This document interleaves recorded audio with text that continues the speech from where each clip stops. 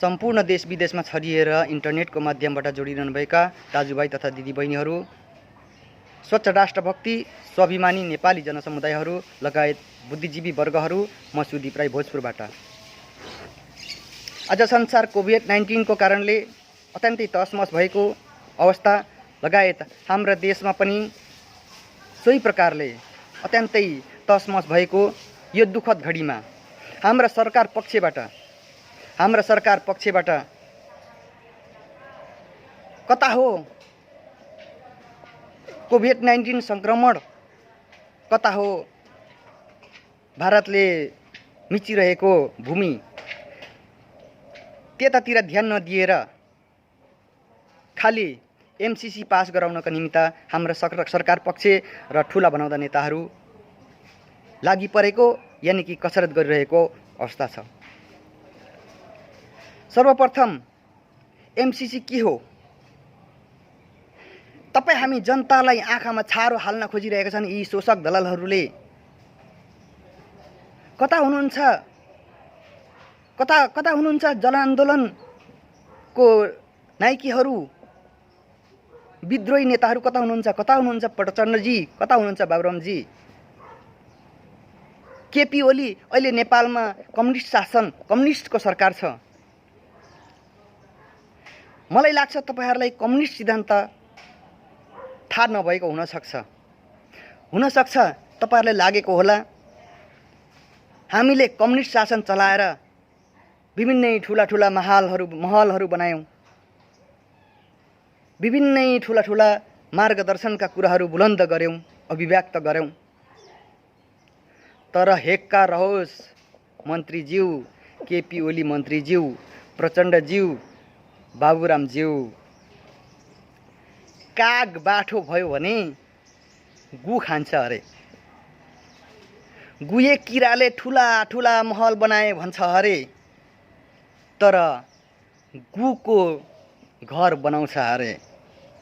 तपाईहरुको यही परिस्थिति हो। म अबुझ पाखे किसान, गरीब किसान मान्छे, हुन सक्छ बोल्नमा केही कमजोरी गल्तीहरू हुन सक्छ, त्यसमा क्षमा प्रार्थी छु। तर यति चाहिँ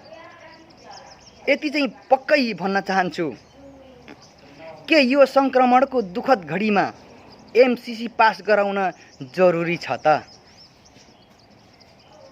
के यो विदेशले भारतले भूमि मिचिरहेको अवस्थामा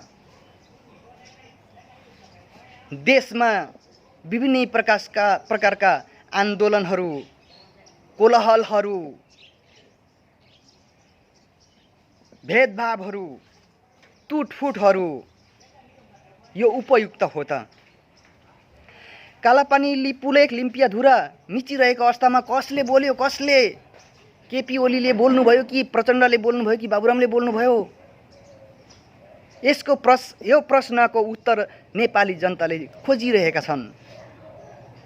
तपाईहरुले खाली आँखामा छारो हाल्ने काम गर्नुभएको छ। कालापानी, लिपुलेख, लिम्पियाधुरा भारतको अतिक्रमणमा रहेको अवस्थामा नेपाली जनताहरू सडकबाट, गाउँबाट, बस्तीबाट आवाजहरू उठाए। त्यो आवाजहरू तपाईहरुले सुन्नुभयो, बल्ल तपाईहरु तातिनुभयो। तातिएर पनि तपाईहरुले केही गर्न सक्नु भएको छैन। आफ्नो घरभित्रबाट तपाईहरुले बाहिरको मान्छेलाई ल तपाई जानुहोस् भन्न पनि तपाईहरु डराइराख्नु भएको छ। केपी ओली भन्नुहुन्छ हामी 1 इन्च पनि मिच्न दिन्नौं आफ्नो भूमि, अर्काको पनि 1 इन्च लिन्नौं। खै त सेकेन्डमा बोलेर सेकेन्डमा पूरा गर्न सक्नुपर्छ ओलीज्यू, मन्त्रीज्यू। हामी आदर गर्छौं, सत्कार गर्छौं, हाम्रो सरकारलाई हामी कदर गर्छौं, सत्कार गर्छौं। तर हामी त्यो स्तरको जनता होइन कि सरकारले गुको महल बनाउँछ भनेर त्यही महलमा हामी गौरव गर्ने त्यो स्तरको जनचेतना अहिले नेपालमा छैन। हेर्नुहोस्, जुन तपाईहरुको पितृसत्तात्मक सिद्धान्त सुदन किरातीले भन्नु सक्नुभएको छ, सुदन किरातीले भनिसक्नु भएको छ, देशको सम्पूर्ण कुरोहरू परिवर्तन भए सरकार पक्षको चेतना परिवर्तन भएन। आज नेपाल किन पछाडि छ? तपाईहरु खुदै भन्नुहुन्छ नेपाल अत्यन्तै धनी, प्रकृतिको धनी, स्रोतको धनी। खै कहाँ प्रमाणित गरेर देखाउन सक्नुभयो? के को चेतनाले तपाईहरु नेता बन्नु भएको छ? तपाईहरु कुनै चेतनाले नेता बनेको होइन। खाली नेपाली जनता अचेतनशील, अबुझ, असोची भएको कारणले तपाईहरुले जनताका आँखामा छारो हालेर जनताले भोट दिएर तपाईहरुलाई जिताएर सत्तामा पुग्नुभयो, सरकार बन्नु भएको छ। तपाईहरुलाई त्यसैमा गौरव छ, किनकि तपाईहरुको मन मस्तिष्कमा समृद्ध नेपाल बनाउने, सुखी नेपाली बनाउने कुनै किसिमको त्यस्तो किसिमको चेतना भेटिएन अहिलेसम्म।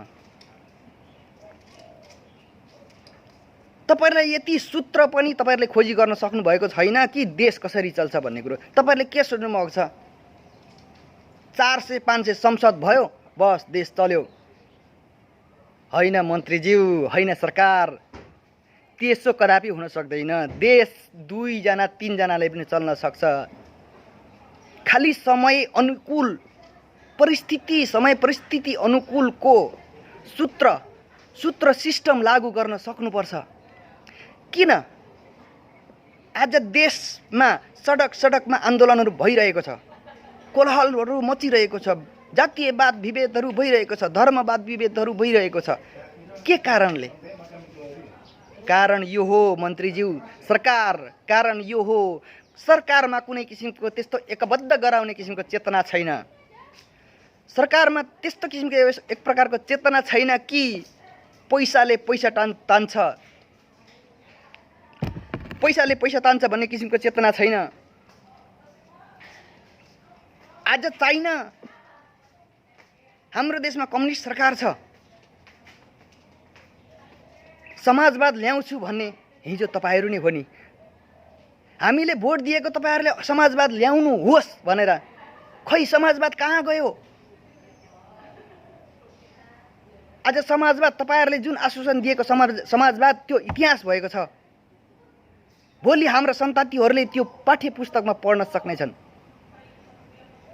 कम्युनिस्ट सिद्धान्तलाई, कम्युनिस्ट नीतिलाई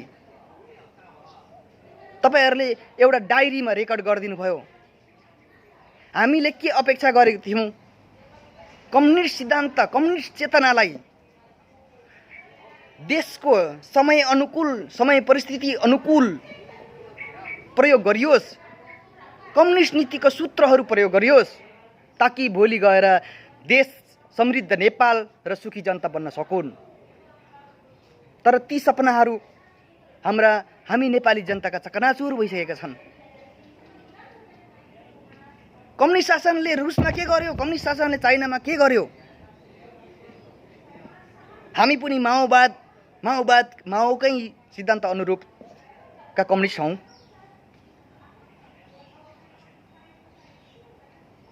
हामी पनि मार्क्सवाद, लेनिनवाद र माओकै सिद्धान्त अनुरूप अगाडि आएका पार्टी। आज चाइनाले 24 घण्टामा 10,000 बेडको हस्पिटल तयार गर्यो, विश्वलाई चकित बनाइदियो। आज उसले आफ्नै प्रकारको, आफ्नै व्यक्तिगत चन्द्रमा बनिसकेको छ। चन्द्रमामा उसले, मंगल ग्रहमा उसले कपासको खेतीहरू लगाइरहेको छ। यो यति हेक्का रहोस् केपी ओलीज्यू, प्रचण्डज्यू, बाबुरामज्यू, यो कम्युनिस्ट चेतनाले गरेको उपलब्धि हो, कम्युनिस्ट सिद्धान्तले गरेको उपलब्धि हो।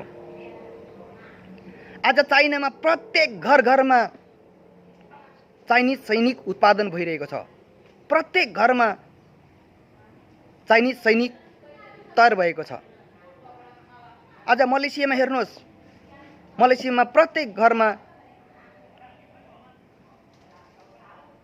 सैनिक उत्पादन गरिरहेको छ। देश सुरक्षा रक्षाको निम्ति विभिन्न किसिमको कोचिङहरू दिइरहेको छ। चाइनामा 24 घण्टामा 10,000 बेडको हस्पिटल बन्छ भने नेपालमा कम्युनिस्ट शासन, नेपालमा एउटा सदनको मिटिङ पास गराउनको लागि 3 महिना लाग्छ तपाईहरुलाई। यसको मतलब यो हुन सक्छ, तपाईहरुलाई थाहै होला, म पाखे मान्छे, कुरा पाखे, धेरै बिरालु भयो मुसा मर्दैन। तपाईहरु धेरै बिरालु हुनुभयो, मुसा मारेको छैन। तर उद्देश्य भनेको हाम्रो मुसा मार्ने हो, उद्देश्य भनेको सरकारको मुसा मार्ने हो। मुसा नमार्ने बिरालोको काम छैन। मन्त्रीज्यू मेरो आग्रह, प्रचण्डज्यू मेरो आग्रह, म अचेतनशील गाउँले पाखे मान्छे, मेरो के आग्रह छ भने देश विकासको लागि विभिन्न ठुला ठुला भाषण, ठुला ठुला अभिव्यक्ति कहिले देश विकास हुन सक्दैन। विकास चेतनाले 1 सेकेन्डमा विकास हुने कुरा हो। सूत्र खोज्नुहोस्, फर्मुला खोज्नुहोस्। के तपाईहरुलाई थाहा छ मुद्रा विनिमय र वस्तु विनिमयको? हुन सक्छ तपाईहरुलाई मुद्रा विनिमय, वस्तु विनिमय थाहा नभएको हुन सक्छ। तसर्थ अर्थतन्त्रमा तपाईहरु प्रत्येक हर घडी हर क्षण डराइरहनु भएको हुन्छ। तपाईहरु विकास गर्छु भनेर सोच्नुहुन्छ, तर विकास कसरी गर्ने पैसा छैन भन्ने किसिमको तपाईहरुको मनोस्थिति, तपाईहरुको चेतना त्यो प्रकारको छ। विकास अटोमेटिक आफसे आफ हुन्छ मन्त्रीज्यू, खाली सिस्टम लागू गर्नुहोस्। देश विकास र जनभावना अनुरूपका कार्यहरू गर्नुहोस्, गरेर देखाउनुहोस्।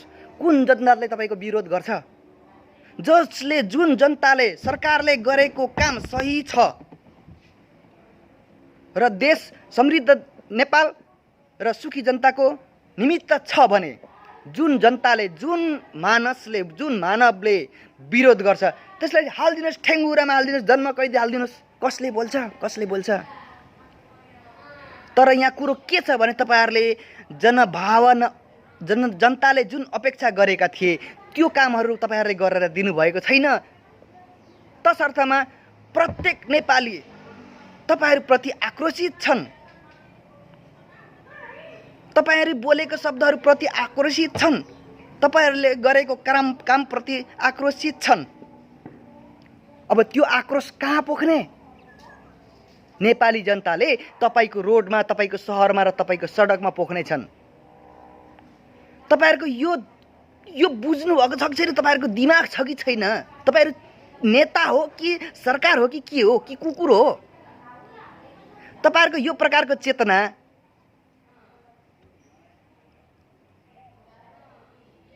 देश विकास गर्नको लागि फर्मुला खोज्नुहोस्। कम्युनिस्ट शासनले, हाम्रो कम्युनिस्ट सरकार, कम्युनिस्ट शासन, कम्युनिस्ट नीतिले के गर्यो, विश्वमा के गरेको छैन, निहाल्नुहोस्, पढ्नुहोस्, खोतल्नुहोस्।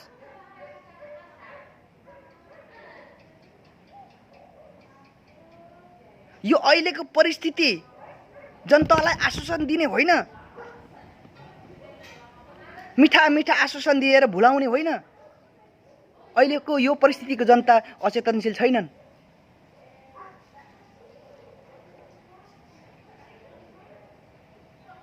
आज सदनमा सुदन किरातीले के बोल्यो?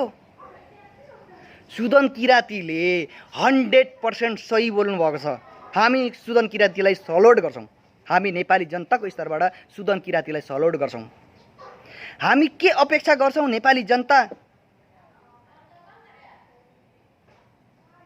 भोजपुरको माटोबाट, भोजपुर आमाहरूले सुदन किराती जस्ता नेताहरू हजारौं जन्माउनु पर्छ। नेपाल आमाले रवि लामिछाने, ज्वाला सङ्ग्रौला, धुर्मुस, प्रेम सञ्जेल, रमेश प्रसाई, महावीर पुन, सन्द्रुक रिउ, मदन राई जस्ता सपुतका छोराहरू लाखौं जन्माउनु पर्छ नेपाल आमाले। तपाईहरुको चेतनाले काम नगर्ने स्थिति छ। तपाईहरुको समय सकियो, तपाईहरुको समय सकियो। तपाईहरुको चेतना नपलाउने भयो।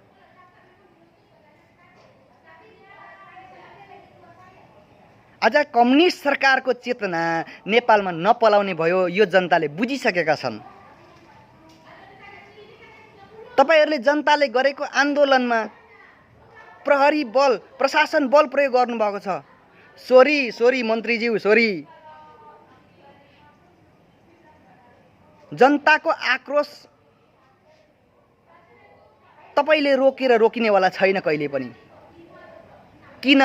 यो देशको स्वाभिमान र देशको जनताको एउटा पेटसँगको सम्बन्ध छ। जब जनता भोका रहन्छन्, जब जनता भोको हुन्छ, तब जनताको आक्रोश कुनै पनि हालतमा रोकिनेवाला छैन।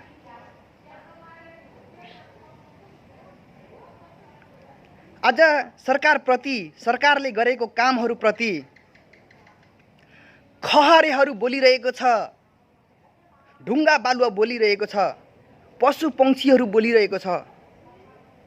मान्छे नबोल्ने त कुरै भएन। तसर्थ हेक्का रहोस् सरकार। देश विकास हुने खाली चेतना र सिस्टमबाट हो। खोज्नुहोस् अटोमेटिक चल्ने सिस्टम।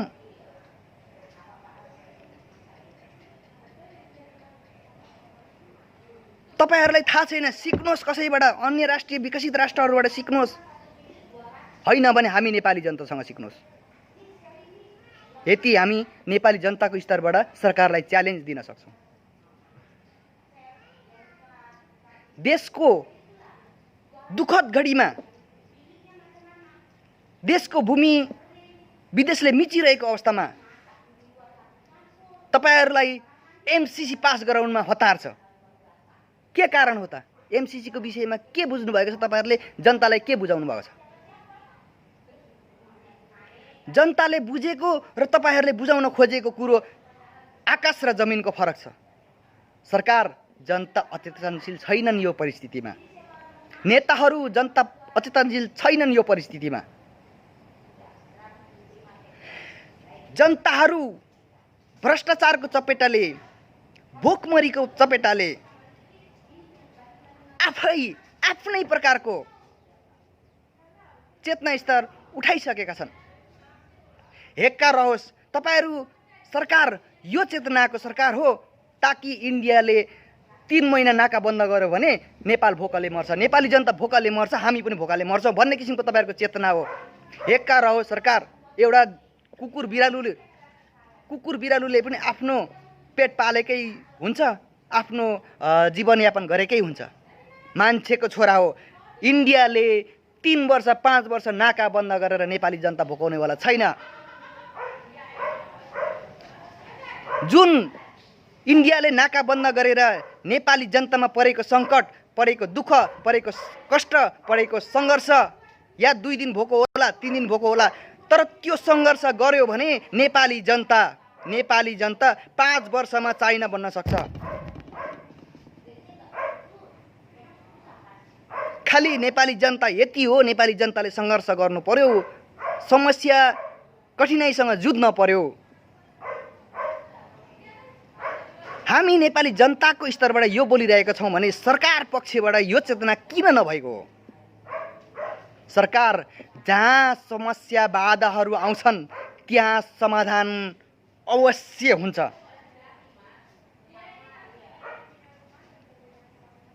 तपाईहरूलाई यो दुःखद घडीमा जनताहरू रोडमा सास धन्न गाह्रो परिरहेको अवस्थामा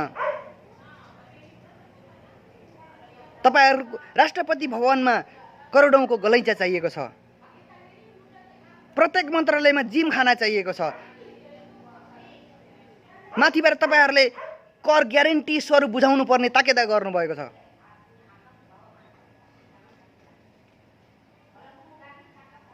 कमसे कम जनताको भावनालाई बुझ्नुहोस्, जनताको मनलाई जित्नुहोस्, गरेर देखाउनुहोस्। हामी सरकारको समर्थनमा सही जग्गामा छौँ, तर सरकारले गरेका कामहरूप्रति आफ्नो आवाजहरू बुलन्द गर्न पनि तत्पर छौँ।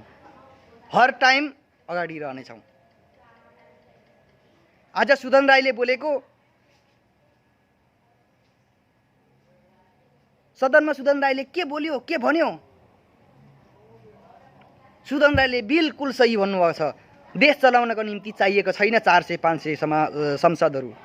इन्डिया त्यत्रो ठुलो आबादी भएको देश, जम्मा 140 जना संसदहरू छ। हाम्रो 3 करोड आबादी भएको देशमा 400 भन्दा माथि सांसदहरू छन्। 400 सांसदहरू भयो, ठिक छ। देश विकास कहाँबाट भएको छ, के भएको छ? हामी नेपाली जनतालाई यो महसुस भएको छ, देश 10 वर्ष पछाडि धकेलिएको छ। भन्नुहुन्छ केपी ओली भन्नुहुन्छ भ्यू टावर बनाउने, नेपालमा रेल कुदिसक्यो, पानी जहाज चलिसक्यो। मन्त्रीज्यू, भ्यू टावर, रेल कुदाउने, पानी जहाज चलाउने, यस्ता किसिमका अलिकति पछाडि राखिदिनुहोस्। गर्नुहोस्, गरौँ, अलिकति पछाडि राखौँ। अहिले तत्कालको समस्या के हो? तत्कालको समस्यालाई समाधान गरौँ न। सही पठन पाठन गराउनुहोस्। विकासका क्रमहरू, सही सिद्धान्त र अटोमेटिक सिस्टमहरू चालु गराउनुहोस्। कसले रोकेको छ? कसले रोक्यो?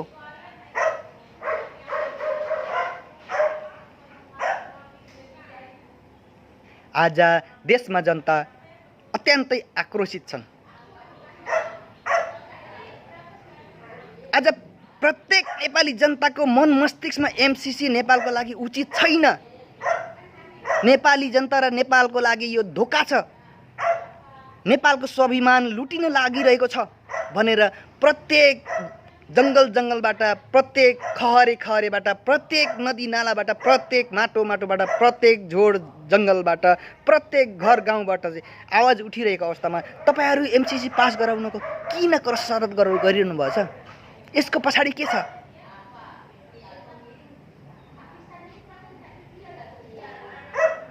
कतै आफ्नो स्वार्थ पूर्तिका निमित्त कहीँ ठुलो बजेटको लोभ लालचमा त तपाईहरू हुनुहुन्न।